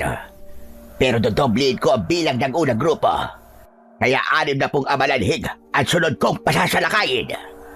At ganun nga ang ginawa ni Bruhilda. 6 na pong amalanhig ang pangalawang grupong sumalakay sa amin. Pero hindi ang grupo ni Jepoy ang pinasagupa ni Tatay. Nakaisip siya ng mas magandang paraan. Babaguhin natin ang ating estratehiya. Ang grupo ni Jacinto ang unang sasagupa.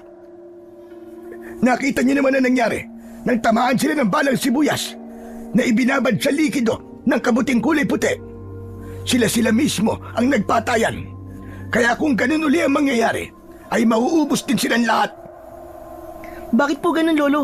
Akala ko pa naman ay kami na ang susunod na sasagupa sa kanila. Hindi lang tapang ang kailangan natin sa tigmaang ito, Apo, kundi talino rin. Isipin nating mabuti kung ano ang pinakamainam na paraan upang magapi natin ang kalaban. Kung ano ang epektibo, yun ang gagamitin natin. Kagaya nga ng sinabi ni Tatay, ay ang grupo ko ang unang sumagupa sa mga amalanhig. Pinaulanan namin sila ng balang sibuyas hanggang sa maubos ang aming bala. Pero hindi nangyari ang aming inaasahan dahil umiral ang kapangyarihan ni Bruhilda. Nagawa nga niyang kontrahin ang orasyon ng hipnotismo. Walang naging epekto sa aming mga kalaban ang balang sibuyas at labis siyang ikinatuwa ng reyna ng mga amalanhig. Nakita mo ba yon, Tabulbol? Tumalab ang epekto ng aking orasyon at ritual. Nawala ng bisaan sa lamaka ni Pedring. Tama kayo, kamahalan. Kaya sigurado na ang ating tagumpay ngayon. Habang nagdidiwang sina Bruhilda at Tamulmol, ay labis naman kaming nagtataka. Bakit nagkaganon? Walang epekto sa kanilang balang sibuyas. Hindi ko rin alam, anak. Marahil ay nagawang kontrahin ni Bruhilda ang bisa ng ating orasyon. Kaya hindi sila nahipnotismo. Paano yan? Ano na pong gagawin natin ngayon? Kami naman, ang sunod na sasagupa sa kanila. Huwag muna, Tasyo. Hindi nyo kinaya ang 30 kanina. Kaya lalong hindi nyo kakayanin ang mas marami pa roon. Kung ganun, ay kami na po ang sasagupa sa kanila. Sige, Jepoy. Dumating na ang hinihintay mong pagkakataon. Kaya ang grupo nyo na ang sunod na sasagupa sa kanila. Ganun nga ang nangyari. Ang grupo nga ni Jepoy ang sunod na humarap sa mga amalanhig.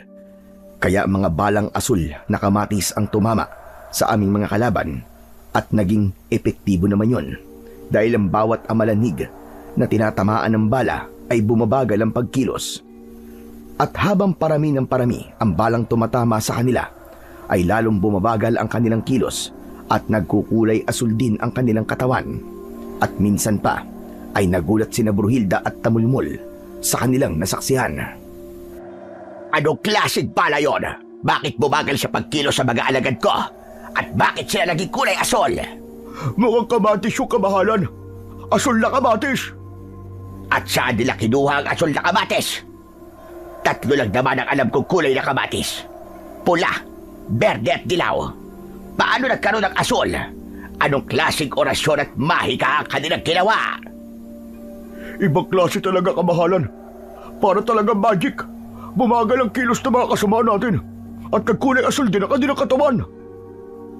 Habang lumalaban, ang grupo ni Jepoy ay nagkarga uli ng bala sina Jacinto. Pero dahil walang epekto ang sibuyas at paubos na rin yun, kaya bawang na lamang ang kanilang ibinala. At yun na nga, naubos din ang balang asul ng grupo ni Jepoy. Kaya ang grupo naman ni Mang Tasyo ang sunod na sumagupa sa mga amalanhig At bago maubos ang kanilang bala, ay sumabay ang aking grupo. At nang maubos ang aming mga bala, ay mahigit 20 amalanig ang aming napatay. Kaya yung natitirang amalanig ay sinagupa naman ng grupo ni Natatay. At dahil mabagal ang kanilang kilos, ay nagawa nilang tusukin ng matutulis na kawayan ng kanilang katawan. Pero hindi pa rin sila kagad namatay at nagagawa pa nilang lumaban. At ilan din sa aming mga kasama ang kanilang napatay, pero hindi yun nagustuhan ni Bruhilda. Anak ng pitong demonyo! Hindi pwede ka! Malapit na rin maubos ang pangalawang grupo ng aking mga alagad. Ano gagawin mo, kabahalan? Mag-oorasyon ka ba uli at magre-ritual para kontrahin ng ganyang uri ng salamangka? Hindi na. Dahil magkakaroon na sila ng sapat na oras para makapagpahinga. Kaya't pasasalakayin ko na natitira kong alagad. Kaya sige na. Kayong mga natitira kong alagad, sumalakay na kayo at patayin ninyo silang lahat. At sumalakay nga ang natitirang alagad ni Bruhilda. Mahigit 100 silang lahat. At sa pagkakataong ito ay mabilis ang kanilang pagkilos dahil halos tumatakbo na sila. Kasalukuyan pa lang nagkakarga ng panibagong bala sina Jepoy. Sige, magkarga pa kayo ng bala. At lahat kayo ay kamatis na asul na ang gagawin yung bala. Dahil kailangan mapabagal ang kanilang kilos. Bago kami nakapagkarga ng bala, ay nakita naming mabilis na sumasalakay ang aming kalaban, kaya tumakbong pabalik ang grupo ni Natatay. Bilisan niyo ang pagkakarga ng bala habang wala pa sila rito. Ang asul na kamatis ang inyong ibala para mapabagal ang kanilang pagkilos. Sige na, bilisan niyo! Yun nga po mismo ang gagawin namin, Tay. Pero masyado na marami ang huling grupo ng mga kalaban natin. Tapos na po kami magkarga ng bala. Sige, Jepoy. Sagupain niyo na sila. Tumalima ang grupo ni Jepoy at pinagbabaril nila ng asul na kamatis ang mga amalanig at bumagal ang kilos ng mga nasa unahan. Pero mas marami pa rin ang nasa bandang likuran at mabilis na umaatake sa amin. Tapos na rin kami magkarga ng balang asul na kamatis. Sige, bilisan niyo, Tasyo. Samahan niyo na ang grupo nila, Jepoy. At tumalima naman ang grupo ni Natasyo at sumama sa grupo ni Jepoy. Habang ang grupo ko ay kasalukuyan pa rin nagkakarga ng bala. Sandali lang, Tay. Nasaan na po si Selena? Kanina ko pa nga napapansig na wawala siya. Yun nga pong inaalala ko. Saan kaya siya nagpunta? Saka mo nalang problemahin yon. Ang pagtuunan natin ng pansin ay kung paano natin masusugpo ang ating mga kalaban. Hindi namin nakumpleto ang paglalagay ng bala dahil naubos na ang asul na kamatis. Kaya yung iba sa amin ay bawang na lang ang ibinala sa kanilang baril. At sumama na kami sa grupo ni Jepoy at Mang Tasyo. Naubos naming lahat ang aming mga bala at nagawa namin pabagalin ang kilos ng mga amalanig. Pero halos 10 lang uli ang napatay ng mga balang bawang ng iba pa naming kasamahan. Paano yan? Ano na po ngayon na gagawin natin? Bawang na lang po natitira natin bala. Pero hindi sapat ang mga yon para ubusin ang ating mga kalaban. Wala na tayong ibang magagawa kundi gamitin natin ang itim na kabuti. Pero tayo, delikado po yun. Baka pati tayong lahat ay madamay po sa lakas ng pagsabog nun. Siya nga naman po, Lolo Pedring. Delikado nga po yun. Mamamatay po tayong lahat. Yun na lang ang huli natin para masugpo ang ating mga kalaban. Wala na po bang ibang paraan? Madadamay po tayong lahat eh. Lumikas na kayo lahat. Sa likod kayo dumaan. Bilisan ninyo. Hindi, Tay. Hindi po namin kayo iiwan dito. Siya nga naman po, Lolo. Sama-sama po tayong lalaban. Pero kailangan nga makalikas sa mga kasama natin. Dahil hindi rin naman sila ligtas dito. Dahil kahit mabagal ang pagkilos ng ating mga kalaban, ay makakarating din sila lahat dito. At kalahating oras lang ang bisa ng asul na kamatis. Dahil pagkalipas ng kalahating oras, ay magiging normal na uli ang kanilang kilos. Kung gusto nyo magpaiwan, ay utusan mo si Tasyo. Lumikas na sila sa lalong madaling panahon. Sige na! Hindi na kami nag-aksaya ng panahon. Inutusan namin si Mantasyo na ilikas ang mga kasama namin at sa bandang likuran sila dumaan dahil nasa bandang harapan ang mga amalanig na palapit ng palapit sa amin. At nang makaalis na sila, ay kinuha ni Tatay Mula sa kamalig ang 2 dambuhalang itim na kabuti. Kailangan po ba talagang gawin to, Tay? Sabi ko naman sa'yo, ito na ang ating huling alas. At tulungan niyo ako para mapabilis ang gagawin kong orasyon. Sige po, Lolo. Tutulungan po namin kayo. At ganun nga ang ginawa namin. Gumamit kami ng orasyon. At biglang tumayo at parang natanim sa lupa ang 2 dambuhalang kabuting itim na kasing laki ko. Sige na, umalis na kayo. Ako na ang bahalang magpasabog nito kapag narito na ang mga amalanig. At saan naman kayo pupunta? Hindi namin namalayan na nakalapit na pala sa amin si Bruhilda at ang kanyang alalay. Ibang klase ka talaga, Bruhilda. Bigla ka na lamang sumusulpot. Namiss mo ba ako? Nabitin ka ba sa una nating pagkikita? Ulol, hindi ako maghahabol sa isang matandang amoy lupang katulad mo. Naparito ko upang patayin ka. Naka naman, Mampindring. Hindi niyo na kami matatakasan. Puro kayo salita. Hindi niyo naman kayang patunayan ang inyong sinasabi. Oo nga, hindi kami natatakot sa inyo. Kahit ubod pa kayo ng papangit. Aba, matapang ako itong lupang ito. Baka ikaw ang una kong tirisin. Sabi ko naman sa'yo, huwag mong sabihin. Gawin mo, bruha! Kahit ano pa ang gawin nyo, ay mamamatay kayong lahat. Dahil palapit na palapit ang aking mga alagad. 100 metro na lang. At narito na sila. Sila naman talaga ang aking hinihintay. Bumigkas si tatay ng salitang Latin at biglang gumalaw at lalo pang lumaki at tumaba ang 2 kabuting itim na nasa harapan namin. Ano ginawa mo? At anong ibig sabihin ng 2 higanting itim na kabuting ito? Huwag ka masyadong malikot dahil baka bigla yung sumabog kapag iyong nasagi. Naku po, mukhang sasabog ka mga kabuting iyan. Kaya nga bibigyan ko kayo ng pagkakataong tumakas, mga gunggong. Hindi. Hindi kami tatakas. Papatayin muna namin kayo bago ninyo magawang pasabugin ang kabuting ito. Biglang nagbago ang anyo ni Bruhilda. Siya ay biglang naging amalanig. Maging si Tamulmol ay nagbago na rin ng anyo.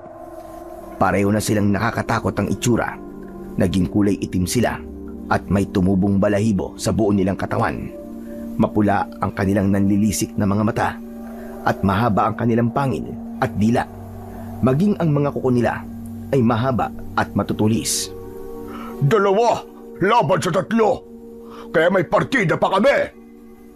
Tapusin na natin ang laban. Talagang tatapusin namin ang inyong paghahari sa mundong ito. Sa mga sandaling ito ay matatapos na ang inyong kasamaan. Minsan pa ay nagbigkas si tatay ng salitang Latin at biglang lumutang sa ere ang isang katerbang bawang at lumipol ito patungo kina Bruhilda at Tamulmol. Nagawang ilagan ni Bruhilda ang mga bawang pero nasapul ng mga ito si Tamulmol at naghihingalong bumagsak sa lupa. Tulungan mo ako, kamahalan. Ayoko pang pamatay. Kasi naman tatanga-tanga ka. Hindi ka marunong umilag. Kaya kasalanan mo yan. Ipinahamak ka ng iyong katangahan. Ilang sandali pa ay namatay na nga si Tamulmol at minsan pa ay bumigkas si tatay ng salitang Latin. Pero bago niya matapos ang kanyang sasabihin ay hinataw siya at kinalmot ni Bruhilda. Nakailag ang kanyang muka pero nahagip naman ang kanyang dibdib at namilipit siya sa sakit at dugo ang napaupo sa lupa at hindi siya makatayo. Sa pagkakataong yun, hindi na ako nagdalawang isip. Kaya bumigkas din ako ng salitang Latin at pinalipad ko rin ang iba pang bawang at inasinta ko si Bruhilda. Pero maliksi siya at nagawa niyang makailag at bigla siyang sumugod sa akin at kinalmot din niya ako. Pero nagawa ko ring umilag. Pero sa aking pag-ilag ay humampas sa matigas na puno ang aking ulo at natumba ko. Pagkatapos ay nawala na ng malay. Tay! Ang tatay ko! Walang niya ka! Anong ginawa mo kay tatay? Papatayin kitang salbahe kang mangkukulam ka! Talaga? Papatayin mo ako? Sige nga, gawin mo nga kutong lupa. Unti-unting nilapitan ni Bruhilda si Jepoy. Ang bago mo at sariwang-sariwa ang iyong dugo. Sa wakas, makakatikim din ako ng dugo ng isang salamangkerong bata. Walang hiya ka! Huwag kang pumatol sa bata! At ako ang harapin mo! Huwag kang mag-alala. Ikaw ang isusunod ko, matandang hukluban. Papatayin din kita. Pero bago yon, ay uunahin ko muna ang kutong lupang ito. Dahil takab na ako sa kanyang dugo. Hinawakan ni Bruhilda si Jepoy.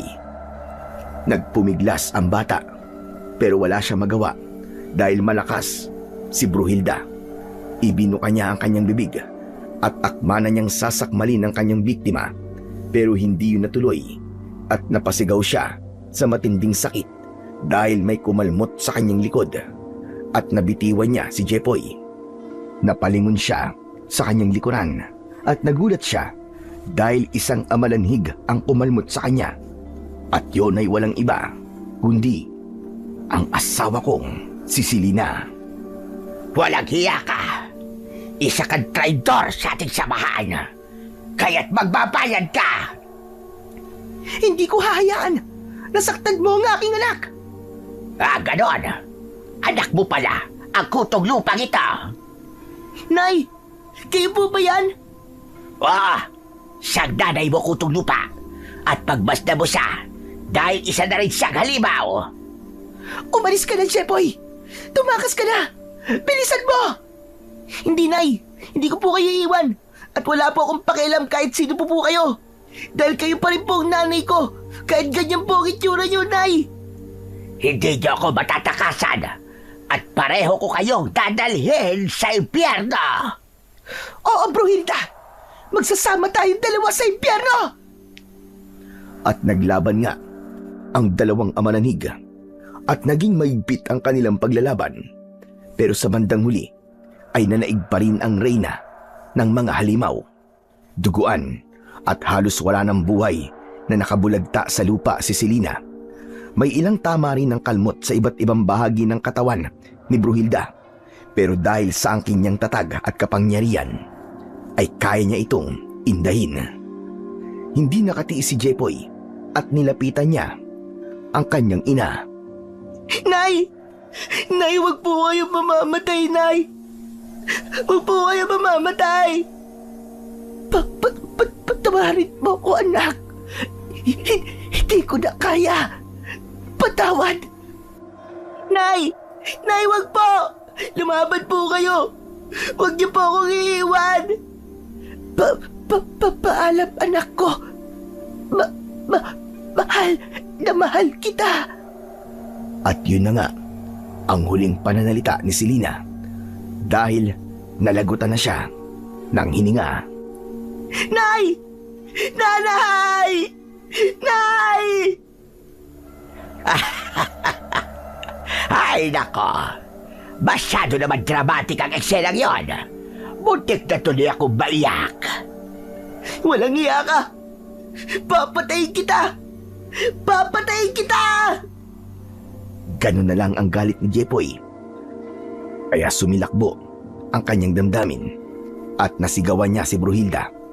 At mas makapangyarihan ang matinding emosyon dahil hindi na kailangan bumigkas ng salitang Latin si Jepoy. Lumutang sa ere ang lahat ng natitirang bawang at lumipad yun patungo kay Bruhilda. Nagawa naman niyang makailag pero masyado yung mabilis kaya mas maraming bawang ang tumama sa kanya kaysa sa kanyang nailagan.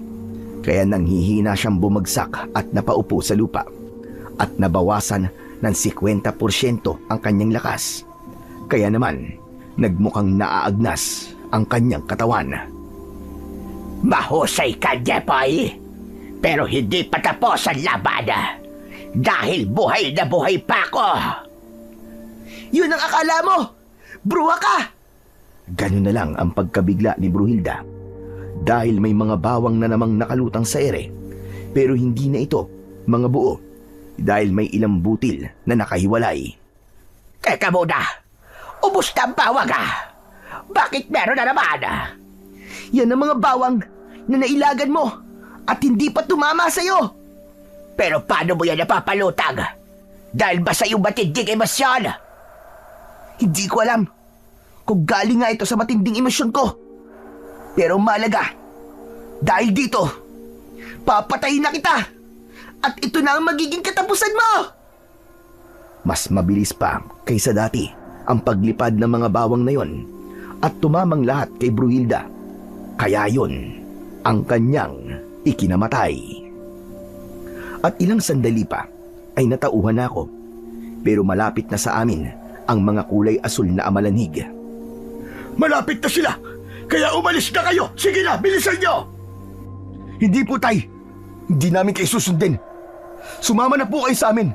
Marami na po nawala sa inyong dugo. Kaya kailangan magamot na po agad kayo. Siya nga naman po, Lolo.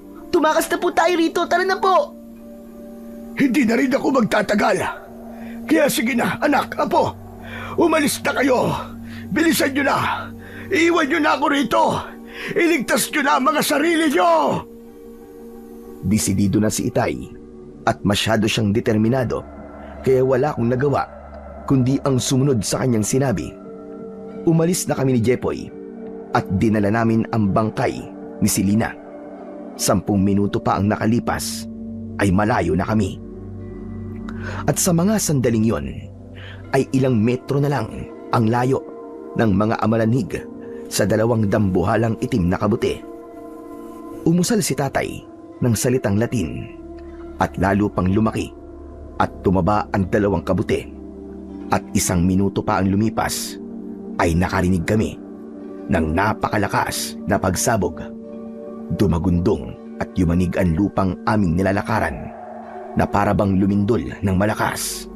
Kaya nga natumba pa kami ng bahagya ni Jepoy. Naglakad pa uli kami ng ilang minuto habang pasan ko ang bangkay ng aking asawa na si Selina. Naghanap kami ng bahay at nakakita naman kami. Nanghiram kami ng asarol at pala at naghanap kami ng paglilibingan ni Selina. At nakakita naman kami. Ay, sa tingin ko po pwede na po to. Maganda po ang tanawin sa paligid dahil marami pong bulaklak. Ganun na nga, anak. Mahilig talaga ang nanay mo sa bulaklak. Kaya alam kong magugustuhan ni Selina ang lugar na to. Kaya naman, dito na natin siya ililibing. Doon kami nagukay ni Jepoy sa mismong gitna ng mga bulaklak at doon namin inilibing ang bangkay ni Selina. Bali ito na ang pangalawang beses na siya ay aming inilibing dahil 2 beses na rin siyang namatay. Gumawa rin kami ng krus na kahoy. Isinulat ko ron ang pangalan ni Selina at itinayo ko sa bandang ulunan ng kanyang libingan. Nakakalungkot lang isipin na hindi namin magagawang ilibing si Tatay dahil siguradong nagkalasog-lasog na ang kanyang katawan. Pagkatapos naming ilibing ang bangkay ni Selina, ay sinundan namin ang kinaroroonan ni Mang Tasyo at ng mga kasama naming magsasaka. Makalipas ang ilang araw, ay bumalik kami sa lupang aming pinagsasakahan. Wala naman kasi kaming ibang mapupuntahan, bagamat may malawak na parting nasira at nasunog dahil sa malakas na pagsabog, ay pinagtulungan namin yung ayusin. May mga nasira at nasunog na bahay, kaya nagtayo kami ng panibagong tirahan kahit yari lamang sa kawayan at sasa ang aming bagong bahay. At makalipas lamang ang 1 taon, ay bumalik na sa normal ang aming buhay na para bang walang nangyari. Patuloy kaming nagsaka at nagtanim. Puno ng mga halaman at iba't ibang gulay ang ating bagong kamalig. Opo, Mang Tasyo. At nagpapasalamat po ako sa Diyos dahil bumalik na po uli sa normal ang ating buhay. Sana naman ay wala nang dumating na panibagong mga halimaw na manggugulo sa ating bayan. Sana nga po, Mang Tasyo. Sana nga ay tuloy-tuloy nang maging payapa at matiwasay ang ating bayan. Hanggang dito na lamang po, Sir Blair, ang aking kwento. At maraming salamat po sa pagsasadula ng malagim na kasaysayan ng aming nayon. Hanggang sa muli, Jacinto. Mahalagang malaman na ang mga halaman at ang ating kalikasan ay hindi lamang palamuti ng mundo, kundi mahalagang pananggarin laban sa iba't ibang sakuna at kalamidad. Ang mga puno at halaman ay sumisipsip ng sobrang tubig ulan upang maiwasan ang baha. Nagpapatibay din ito ng lupa laban sa pagguho at naglilinis ng hangin na ating nilalanghap. Sa gitna ng banta ng climate change at pagkasira ng kapaligiran, ang kalikasan din ay nagiging sandata natin laban sa masasamang elementong naglalagay sa panganib ng ating buhay. Kung ating iingatan at pahahalagahan ang kalikasan, hindi lamang natin pinoprotektahan ang ating sarili ngayon, kundi pati na rin ang kinabukasan ng susunod pang salinlahi. Ayon nga sa Biblia, ang kalikasan ay nilikha ng Diyos at ipinagkatiwala sa tao upang pangalagaan at ingatan. Sabi nga sa Genesis 2:15, sinasabi na inilagay ng Panginoon ng tao sa halamanan ng Eden upang ito'y kanyang linangin at alagaan. Ipinapakita nito na may pananagutan tayo bilang katiwala ng Diyos sa kanyang nilikha. Ang pagprotekta sa kalikasan ay hindi lamang tungkulin sa lipunan, kundi isang banal na gawain at isang pagpapakita ng ating paggalang at pasasalamat sa Diyos na nagbigay ng buhay, yaman at kagandahan ng sanlibutan na magagamit nating proteksyon hindi lamang sa banta ng hagupit ng kalikasan, kundi maging sa kampon ng kadiliman. Hanggang dito na lamang po. Maraming salamat po sa inyong pakikinig at pagpalain nawa kayo ng puong may kapal.